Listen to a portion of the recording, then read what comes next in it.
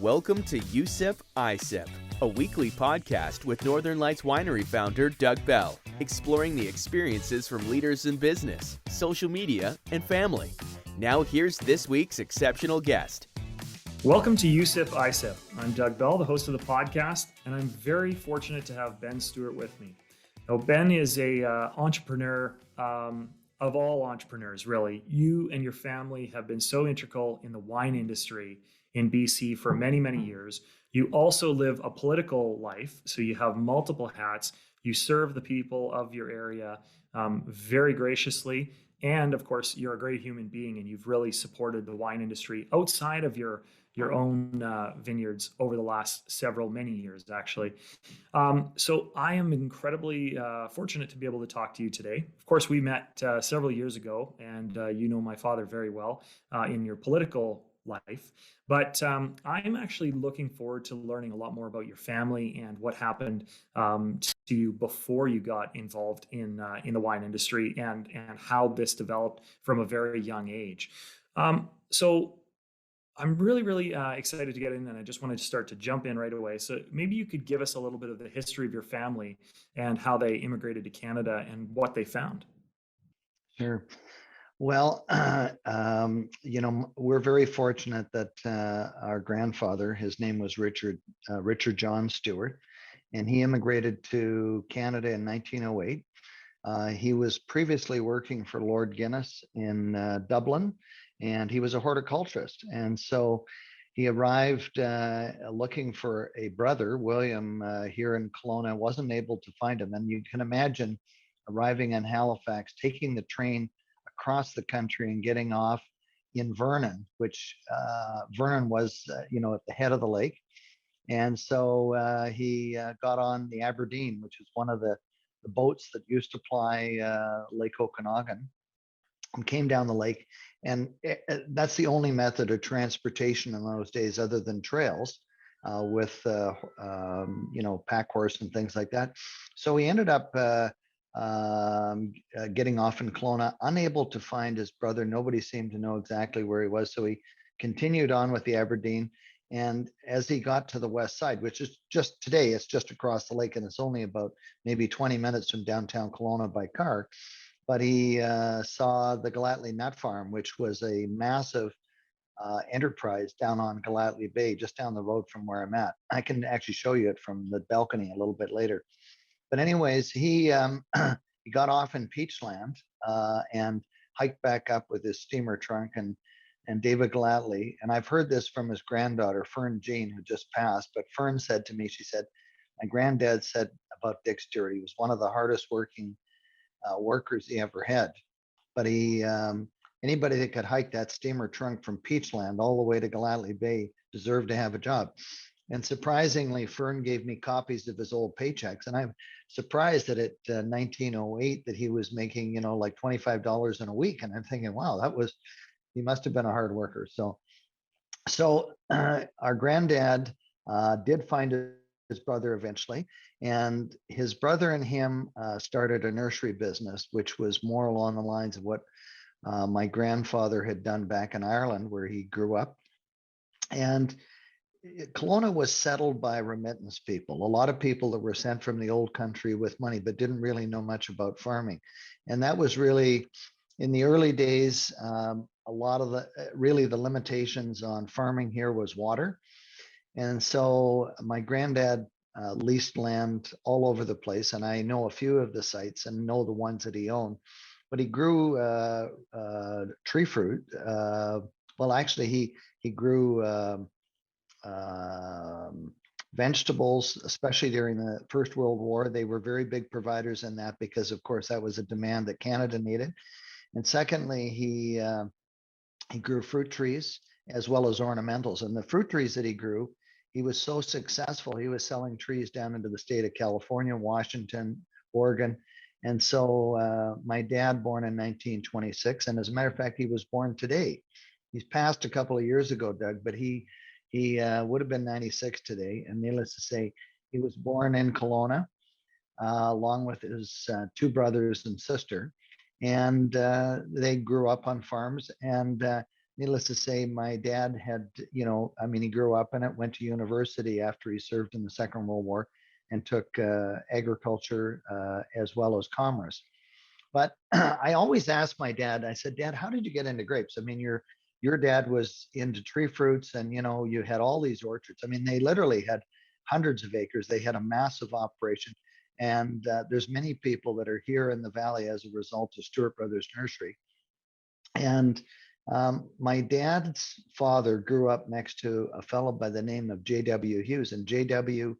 was from Ontario, but he was the original pioneer grape grower that grew on a scale, and he had 7 really big farms here. But he was the one that brought grapes in from Ontario and New York, the Finger Lakes region, brought them into the Okanagan, and he was, my dad would describe him as being one of these guys. Before he'd plant grapes, he'd go out and he'd light fires in the fall to see where the air drainage is and where the cool spots were, looking at frost pockets and things like that. So he was a very astute farmer for his time. And it wasn't always easy for JW and the people that are the early pioneers that worked for him. So Frank Schmidt, who was one of his managers, and Martin Dulick, and Dennis Powell, and a bunch of others. So there was these 7 individual farms. And what he did is that he crop shared with them for 7 years to essentially transfer these farms. And 2 of those farms are wineries that you would know of. One of them is St. Hubertus, and the other one is Tantalus. And so they're both still farming grapes today, albeit it's much different than what J.W. Hughes grew. So my dad got interested in grapes. He didn't immediately go into grapes when he graduated from UBC, but he went into the nursery business with his 2 brothers. And eventually, in the mid 50s, he had enough money, and he and 2 other partners, Michael Bourne, who was a lawyer in Kelowna, and Don Lim, who was an optometrist, they bought the piece of property that Quails Gate is built on today.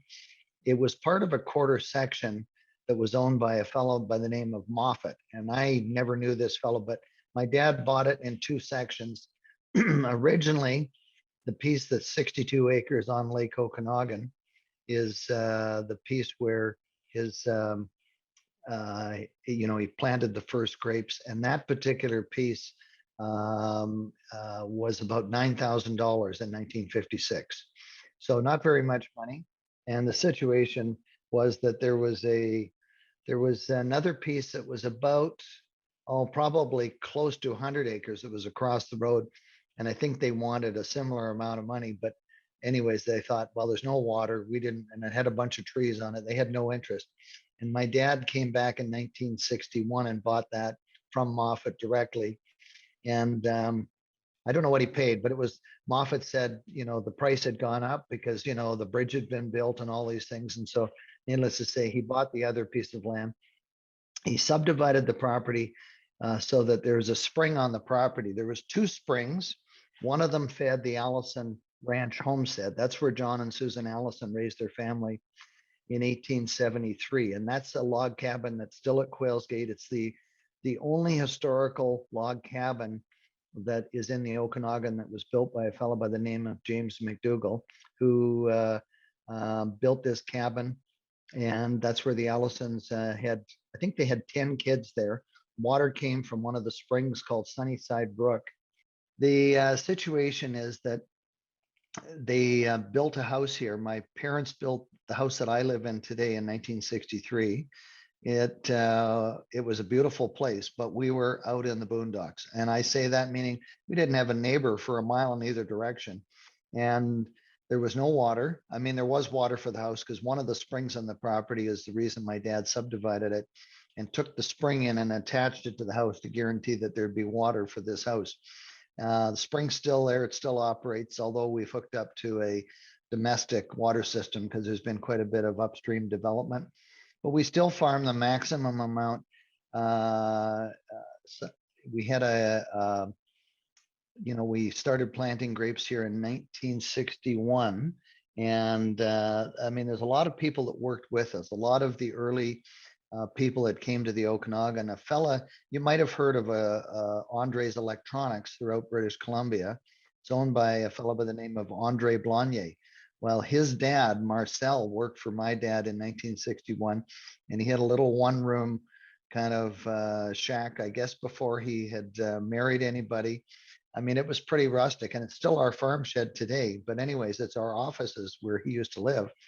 But Marcel Blonnier was the original worker that came in, and of course, there's many other people that were refugees that came out of Europe. Lots of people that were from West Bank First Nation that came and worked here. And I just grew up with people that were of every different nationality. Marcel was French, Wing Zhang, who was Chinese, Yukio Kurahashi, who was one of our foremen, he was Japanese. And anyways, there's many of them that we worked with. So it gave us a totally different understanding and upbringing, because of course we hung around with all of the the people that were working here that came from different life experiences and had fled the war and things like that. So we had it was good from a standpoint that we had diversity around the farm, etc. We also had a few other things like rattlesnakes and in the cupboards, things like that. We don't have that happening too often anymore, but it did happen. So they planted grapes here in 1961, and that original planting was accidental, meaning that it was supposed to be the grapes that J.W. Hughes had advised my dad start with what they called white diamonds, and then some red grapes, early Campbell's, Patricia's, Buffalo. And anyways, the white diamonds that he brought in from the Olympic Peninsula in Washington State turned out to be something totally different. And he didn't really know what they were. They weren't properly identified until 1975, and they were called Olympics by the Supply Management Board, called the Grape Marketing Board. And so that original planting turned out to be Chasselas, and that's still being grown here today. We have probably about 60 or 75 acres of Chasselas being grown here. Obviously different than what my dad originally planted too. But anyways, growing up on the farm, we had an orchard next to the house. We also had grapes surrounding the house. And the main thing was that we all did jobs, whether it was Cynthia and I putting in irrigation and, or changing sprinklers, trapping gophers, mowing the vineyards. Didn't get into pruning too much because that was a winter activity and we were usually in school. But I have to tell you that you don't realize what you learn when you just kind of grow up and talk around the dinner table as this. And so our dad was very experimentative in the sense that he pioneered many of the original varieties that came into the Okanagan, came in through his research.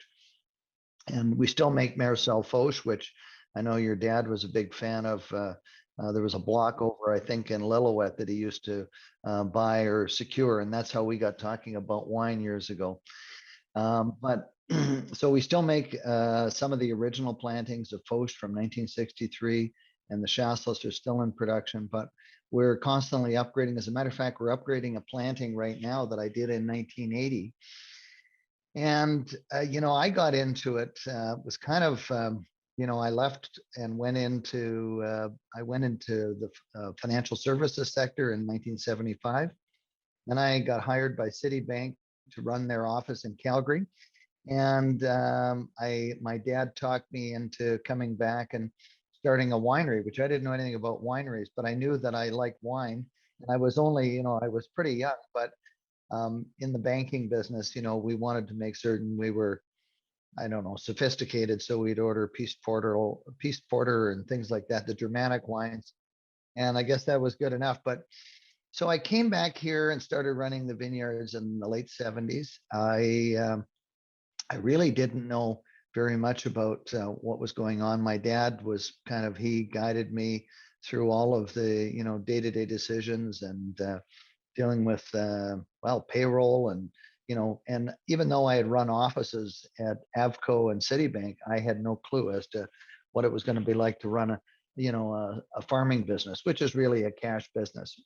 And I think the thing that was happening at the time, part of the reason my dad was interested in me coming back was that the government of the day had introduced legislation or rules at the Liquor Control and Licensing Branch, and they were considered to be cottage winery rules. And at the time, you had to make 20,000, I think it was 20,000 gallons. You had to have a minimum 20 acres. No, it was 7,500 gallons, 20 acres. And um, and it had to be all made on the estate. They gave you preferential markup, and that still exists today. So what you enjoy by selling out of your retail facility means that you don't have to pay the markup that the government got for marketing it in the LC or the LDB here in British Columbia. They also gave those wineries 2 listings in the LCB. And what ended up happening is that, or the LDB, the situation is that those initial listings, they only charged a modest markup. So there was a differential in markup. Most people probably know this, but back in after the war, because the Canadians had been in Europe, they were exposed to French and Italian wines and German wines. And they thought, well, there's way better wine than what was being produced locally. And so they essentially expected that they would import some of these wines, and they did. But because they were trying to create a domestic industry, they had a differential in markup. And we'll come back to free trade, which was really the catalyst for us getting into the wine business at the time we did, or I did. So Ben, I just want to step sorry. back for one. No problem. There's a couple of things you said a little bit earlier that I'm just hoping we can dive into a little bit more. So in your early years, you were developing out this business, this farming business. You were heavily involved in it when you were a young kid, working with your dad and your brother, I assume. And when you decided at some point to step away from the business and start your own path and your own career in finance. But when your dad brought you back, and happy birthday to him, you decided to work for him. And what was that dynamic like? Because I think it'd be very interesting for people to understand. Working in a family business, I work with my father and my sister, and it is very different than when you're working for somebody who you don't have any personal relationship with. Was there any dynamics or any interesting stories that happened early on that you can remember and share?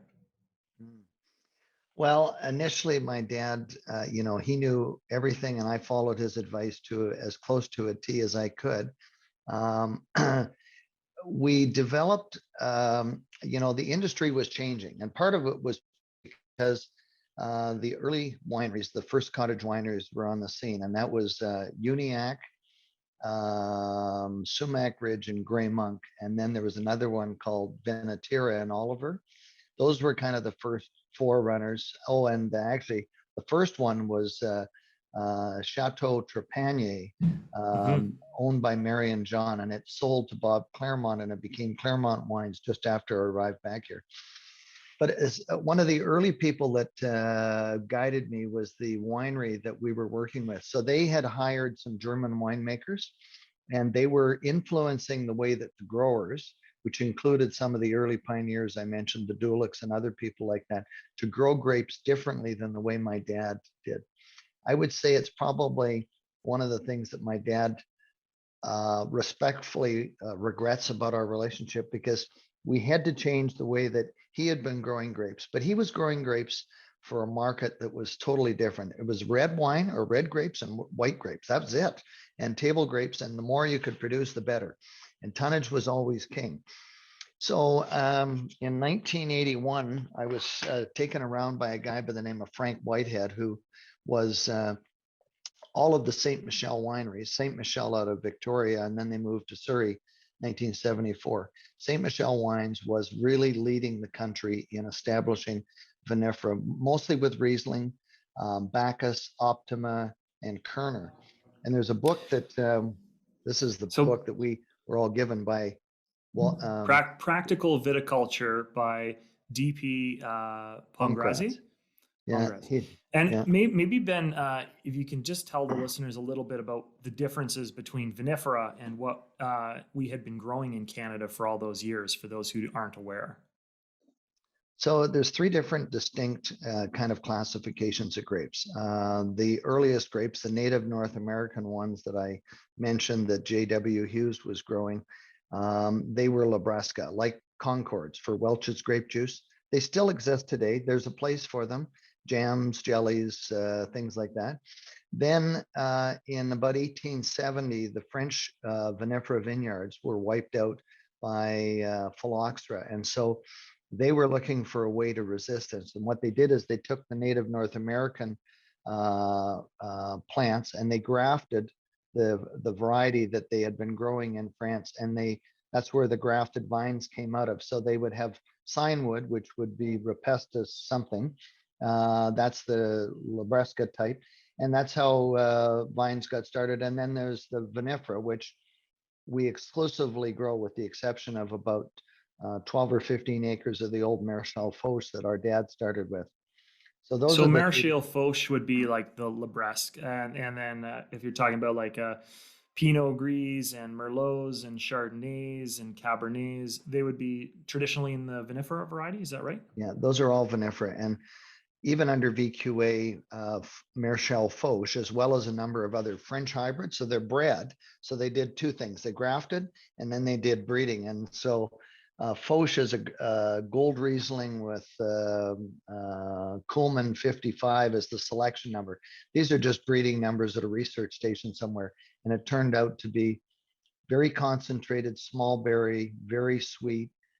It has some other things that you have to manage in the vineyard, the pH and acid, but generally, most of the French hybrids in 1987 were discarded by the industry because they were seen to be inferior. And mostly they were inferior because the marketing board that we got rid of in probably in the early 90s, marketing board supported the idea that growers, there was a minimum sugar level. And it led to substandard quality grapes being grown and forced onto the wineries. So Ontario, unfortunately, chose to keep their marketing board. We challenged it. It was part of when I was the chair of the BC Grape Marketing Board, that the evolution was we were going to introduce premium standards. We're going to get out of supply management. And we did all of that. And free trade was the catalyst. And in 1989, I made the first wines of Quails Gate. And that's kind of how we got started. Wow. So at the time, there was really only maybe a dozen wineries, maybe 20, 30 wineries in the Okanagan region. They were developing, but they were mainly with the old style or the North American grapes. And something changed in the 1990s. What was that? And how did the industry take like a leap in the 80s and 90s into what we see today? Well, when free trade was announced, Brian Mulroney was the prime minister, and they negotiated an agreement. But at the 11th hour, Ronald Reagan, being from California, wanted equal access into Canada, and the markup differential that they used to have, they wanted that eliminated. The wine industry went into a tizzy, and the federal government came up with the province on a wine and grape adjustment program. And overnight, about 75 or 80% of the entire grape industry was ripped out. And that got rid of all of those inferior grapes. It didn't leave only superior grapes, but it was a start. And then what happened is that when I started, I was probably winery license number 10 or something like that. We had the largest plantings of vinifera after free trade. We had about 50 acres. And we ended up, our first wines were Pinot Noir, Chardonnay, Chasselas, and Riesling. So they were all well established here. And I'll tell you one little anecdote is in 1983, when I was aggressively planting Pinot Noir. You might know my personal email address is Pinot Noir 80. I won't give the rest of it, but that came from making Pinot Noir with one of the early winemakers here, Don Allen. And he and I made this Pinot Noir. And honestly, when I tasted it, I thought, oh my goodness, we can make red wine here. So I started planting Pinot Noir, and the winery came up and gave me a letter and said, we will not buy a single red wine grape from you of anything you're planting. So I ended up in the early days selling to Dave and Sue Mitchell at Uniac, which is now Cedar Creek. The Heinleys, I sold to George Heiss. I sold to the Geringer brothers. Most of the small wineries counted on us after free, especially around free trade. We were one of the biggest suppliers of grapes in the valley And so we ended up supplying early vinifera to many of the wineries. And it was an early stage. We didn't know everything. That book that I showed you was a starting point. There's a whole lot of research that I did around the world, meeting and seeing people in Oregon, Washington State, New Zealand, California, and I spent every winter I would go to wine producing regions, Europe, and I have contacts all around the world, and they'd all question. I remember asking one of the French nurseries, I said, I was assuming that in Burgundy they had the best clone of Pinot Noir, and Henri Guillaume, who's the grandfather of the current generation, he said, Ben. He said, there is no single clone of Pinot Noir that's the best. You plant some for an early spring or a late fall, you plant, and they all ripen and produce different flavors. So today, that's why we probably have about a dozen different selections, different rootstocks, different locations of Pinot Noir. And that's what it takes to make good Pinot Noir is you've got to have flexibility. Yeah, and not only flexibility, but part of what you do so well is you created an experience around your wine. So Quails Gate is one of the most recognizable wineries on the continent, I would say, and it is obviously established because it's been around for a very long time. But everything you do is top notch, fantastic quality product, a fantastic quality experience, great quality people working for you. You built a lot of that on your own, and or with your family, but you were also kind of building your own legacy along the way. What was there like a meaningful or a purposeful direction that you decided to make at some point where you wanted to step out of the shadows and into the limelight, so to speak? Mm. That free trade agreement, we had been trying for 2 or 3. What people don't remember is that we were farming and dealing with high interest rates, doing replanting in the early '80s, and interest rates hit 22%, and it scared the banks. They didn't, first of all, and then we had free trade come along, and everybody, the news cycle was the grape industry is failing. So who do you think is going to lend money to me when I started out? So I mortgaged my soul. I mortgaged my home, my farm, with farm credit. I sold some things that I was able to sell, and I put every last cent I had into the winery. And at the time, it was just exclusively myself. And of course, as you know from the wine business, it takes a long time to build up the inventory and the cash flow to carry the things. So eventually, the family, which they're all shareholders now, my 2 sisters, and then my youngest sibling, Tony, who's the one that's the CEO now. And we worked together over the years to continuing to build on the values that our dad set out, consistency, the quality. And we cared about people. We cared that we wanted them to come back. We didn't want them to just buy it once. We wanted to make certain that they were reoccurring customers. And today we get, the numbers pre-COVID where we were getting close to 250,000 visitors on site per year. It's too many. And it's been a challenge, and we're still trying to figure out how do you, I guess that's a benefit of COVID, is that we put in a reservation system that worked fantastic. People would come, they'd have their appointment time. The tasting room was organized, and people came to expect that, they had to have, a reservation to kind of get in. So it was helpful, but I don't know if we can keep that up. Today's the day that the vaccine cards or the passports have ended. So we'll see how that goes. But anyways, I think that that's kind of we still always strive to do better. That's the one thing we do. We're still experimenting. We've got new plantings of Syrah we're putting in this spring, new clones of Pinot Noir that are coming in from around the world. And it's never going to be over. My kids who are, there's some of them that are starting to be interested in working in the winery. We've got a couple of family members that are winemakers, and we've got my daughter that works in the human resource department, which, that's a department in itself these days. It wasn't as valued as it is today, but it is. Anyways, it's a good experience to understand, what we need. And, we've got 200 employees here, so it's something that we need to, we take a lot of attention in trying to make certain that we don't, we train them properly and we retain them. Yeah, you have such a great outlook on business and the fact that you really care about your people. It's very evident.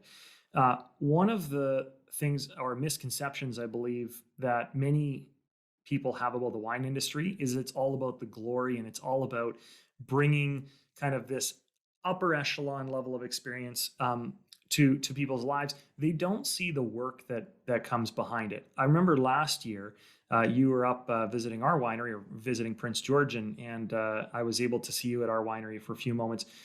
I remember we got to talking about the early days and how you had to really go from door to door to sell your product. You were very active in the process of engaging and building relationships with people who could assist you in moving your product throughout the province and throughout Canada. Can you maybe touch on the early years and the work that was put in to build something that everyone looks at as iconic within Canada today? Well, I can tell you the very first thing. It's easy to just make the wine and grow the grapes. I say that's the easy part. Selling the wine is a totally different matter. In 1990, the first Okanagan Wine Festival that Quails Gate participated in, I remember that the society didn't want me to participate because I didn't have my license. And I had to prove to them that I'd been given by the Liquor Control Board the license to open a winery. And I got it just before the main event. And I was exposed to a few people. And one of the very first supporters and people that came to me at the wine shop at the Allison Ranch House was Sinclair Phillip from Sauk Harbor House. And Sinclair is well known for, he basically turned British Columbia seafood on its head, and David Fays and a bunch of other, Pia Carroll. Some of these people that were pioneers in the food industry were the ones that I was dealing with. So I would, when Sinclair said, "Oh, give me 10 cases of wine," well, I was pretty excited about that because I didn't have many people walking in buying, even half a case of wine, let alone 10 cases. So I started loading up my truck, and I ended up going on the road with, the four varieties that I had of the current vintage. And from that early encounter, I met people like Danielle Rigolet, who's a very famous chef in Victoria, Pierre Koffel, who still runs the Deep Cove Chalet, John Bishop, who just retired at Bishop's Restaurant in Vancouver. Those people, and I'm thinking of William Tell, which was owned by, and I'm trying to remember the gentleman's name, but Mark Davidson. So I met a bunch of people, and I went door to door and just listen. I would like you to try these wines. I'm new in the industry. I'm from British Columbia, and I have to tell you that it wasn't an overwhelming success, like in the sense that they trialed it, but the fact is they got behind the product, and it was those early foodies and chefs that were my support group. And so we worked our way to places like Whistler. They were very supportive, and Whistler was one of those places that they embraced the British Columbia brand. Vancouver was pretty good. The Okanagan, they were all right, but Victoria, oh my goodness, it was like, like I was trying to sell something that nobody wanted. I mean, they were very much hung up on European wine, and it took bold people in Victoria to carry the wine. Today, I can go around to 20 different restaurants in Victoria, and they got great selections of BC and island wines, but it wasn't always that easy. So I'd load the truck up, and my main objective was I wasn't coming back until the truck was empty. And I would do that probably about every 2 weeks. And it was hard work. And I did a program one time on CBC. I can't remember what it was, but it was kind of like that thing, loading up the truck, and then they met me at Sauk Harbor House, unloading the wine out of my old '93 GMC, 1990 GMC. Anyways, that's just the way it was, and so it was hard work, and the wine shop. My business plan didn't probably have the marketing plan that I needed to have to kind of figure out how I was going to connect with customers. But we did everything we possibly could to connect with people. Initially we had great people in the wine shop. We opened it up. We were 7 days a week, which was tough because sometimes we didn't have even people stop by, but we had local support, and we ended up adding on to the wine shop in 1995 because it was so successful. And it lasted us for a long time until 2007 when we built the more recent edition. We added food in 1999, and we didn't know anything about the restaurant business. A fellow by the name of Grant DeMontre from Kelowna here, who was a great chef and Sinclair admired quite a bit. So Grant came in and his brother Michael, and they ran the restaurant for us. They did the work, the prep work downtown, and we had one of the half barrels that I'd made for a Kinsman fundraising barbecue as a place where they could cook, fish or salmon on or whatever. And anyways, it was pretty rustic, but we did all right. I mean, I think we did $300,000 or $400,000 in the first year. I don't know what our margins were, but at the end of the day, in 2000, I think it was about 2002, we hired Judith Knight, who's still around. Judith was a chef that owned her own restaurant in Rosslyn. She came out, she was fantastic, but it was still an outdoor facility. And in 2005, we added on and we built it so it was completely enclosed, with proper heating, ventilation, and it's been a success. I mean, of the 200 people, we have over 100 in the restaurant, from people that arrive, the bakers in the morning, to people that are cleaning up during the wee hours of the morning. It's a big operation, but it's given us a totally different ability to connect with people, showing them how food and wine can go together. And we do so much to celebrate British Columbia cuisine. Yeah, I think that's so critical. And I mean, obviously, you're a pioneer in the grape wine industry, and we consider ourselves at Northern Lights Winery to be a pioneer in the fruit wine industry. And we go through a lot of the same challenges that you went through back in the 90s in terms of educating people, gaining acceptance for the product, and also for the consumer to understand what the product is designed for and how to best enjoy it, with food pairings and what settings it's going to do best at, what temperatures it's going to, be served best at. There's a lot of things and a lot of components going into that. And so in the industry, in particular 80s, 90s, and probably even in the 2000s, there were some pretty dark days as well. Were there any that you can remember where you just weren't sure if you made the right decision, or maybe you were thinking of heading away from the wine industry? Well, I'll tell you what, one of the things that I remember, because I thought originally my business plan was to set up and try to do 40,000 cases of wine. Well, we did that so quick, I couldn't believe that we were at 40,000 cases. Probably, we did a major expansion in 1998, which gave us a plant of almost 40,000 square feet. And we added on to an original building that I started in, the one I had in 1990 and so on. But anyways, I think that the darkest day probably was in 2008 when there was the financial crisis in the US. And I had already made the decision I was actually running in a nomination because I'd made the decision that government could do better for, the way it was being managed. It was in my very first tax year as Quails Gate Estate Winery, and my accountant, who I knew that we hadn't made any money, we hadn't made any profit. He says, "Well, you've got a bill for taxes." And I said, "What are you talking about? We didn't make any money. How could we owe taxes?" Well, it was the corporate capital tax that the Glenn Clark government brought in the 1990s, and I'm thinking, this is just insane. So I bought all of this equipment and tanks, etc. And now I was being taxed on the fact that I had bought this equipment and it hadn't done anything yet. So needless to say, that made me very highly motivated into making certain that, common sense got into government. So that was one of the reasons. So that was a dark day. And I remember Tony, who was more my CFO at the time, he said, "I've kind of done three budgets. I've done the low, the low medium, and the low high type of thing, because we knew that we were going to be impacted.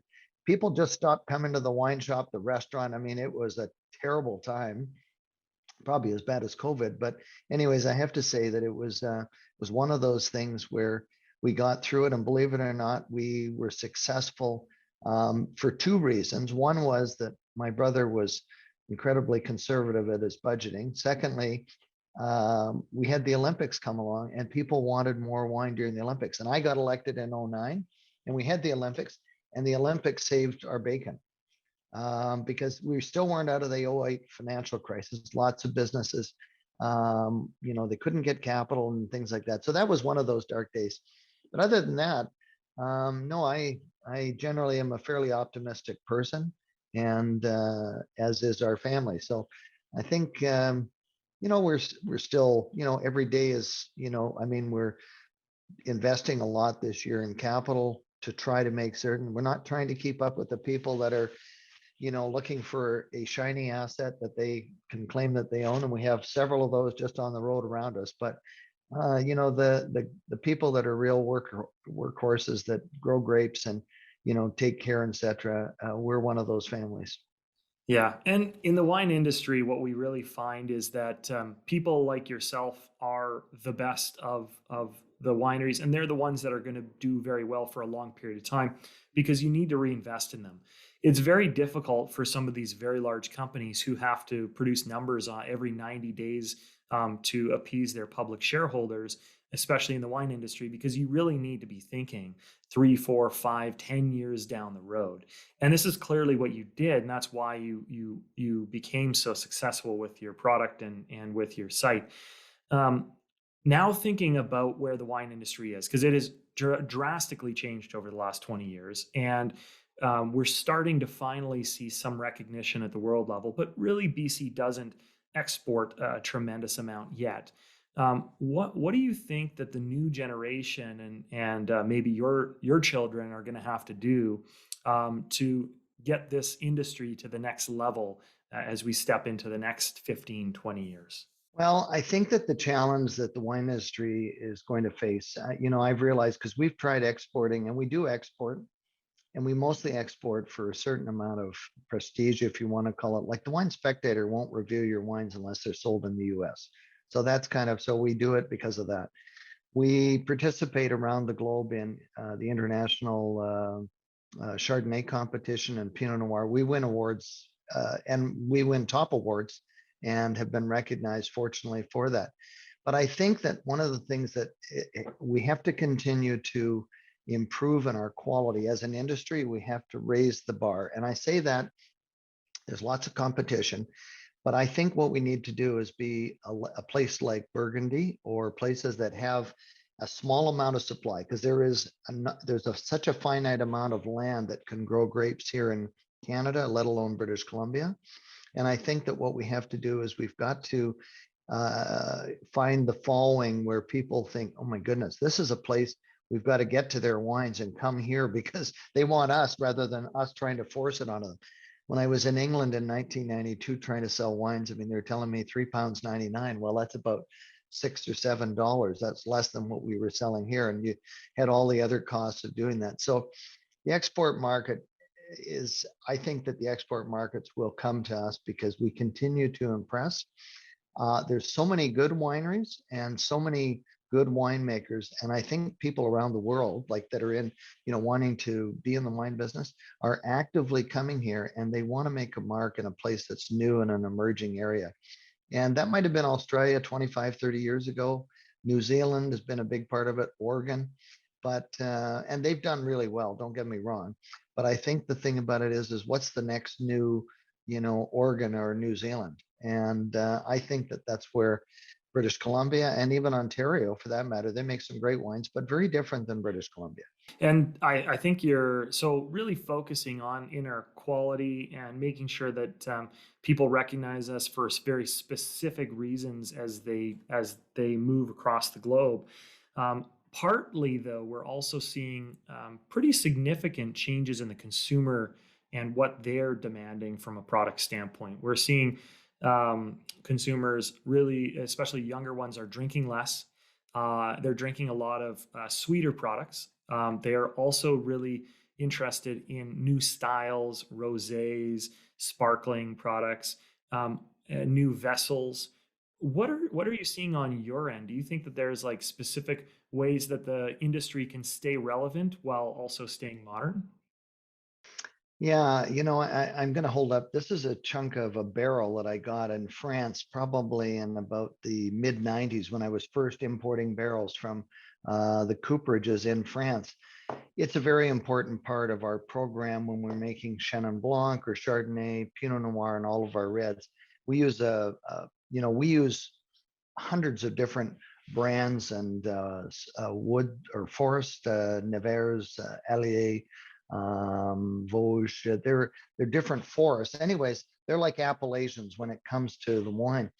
What I think is happening is that you're right, that there is a trend, if you want to call it, by the new wine drinkers. They're just getting exposed to it. But in the end, I think things like reusable containers or things like that, like they do a lot of that in Europe, and we haven't adopted it in North America. We've been so wed to the idea that we want a new unscratched bottle or whatever. I think that people are going to come back to recycling of glass and reusing it like they used to do with the old beer bottles, because people care about the environment. They're thinking, why would we do all of that rather than just send it to a washing plant? There used to be one in Summerland and it's gone now. So I think that the situation is that I know when it comes to trends and packaging, believe it or not, we're putting out a product this year that's new, and I've only just tasted it recently, and I have very little to do with it, but it's coming out in a very skinny, tall tin can with a wraparound label. And it's a wine product, but it's meant to be very different. It's not table wine. It's kind of a low alcohol kind of type of product that we're putting out just mostly to kind of appeal to people that are looking for something different. We're doing sparkling wine and it's in its infancy. We planted a new 200-acre vineyard for that project. So we're still, trying to thread the needle. But, I say that meaning that I think that there's a greater interest in what things taste like. I think that diets will drive people. You mentioned sweeter, but I think people will gravitate towards drier wines that are made well. Like, none of our red wines have any residual sweetness at all, and most of our white wines. And that means that they're very low in terms of, if you're diabetic or you're watching calories and stuff like that. I think that those are the type of things. I think that people that was a common misconception when I started in the wine business. People said they drank dry and they drank sweeter, but I think really, if they're balanced, people will drink good, well-made wines, and they'll do it for a long, long time to come. Yeah. Our consumers at Northern Lights Winery, we're often telling them because what we find is very similar. The development of the wine drinker palate is actually fairly uniform, even though everyone's taste preferences are different. Typically, what we find is that new wine drinkers like the sweeter wines, like something fruit forward and typically white. And then as they get more developed, they start to move into like a drier white wine and then into a sweeter red wine and then eventually into like a bigger bolder red.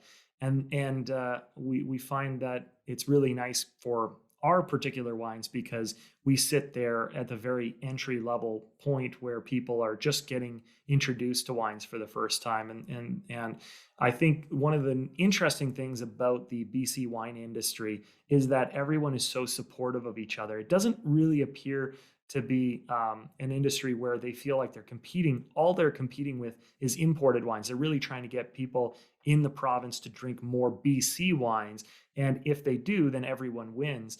So it doesn't feel like you have to appease necessarily all consumers because you can have you can have a market within the segments that you do very well, that you can make great quality products.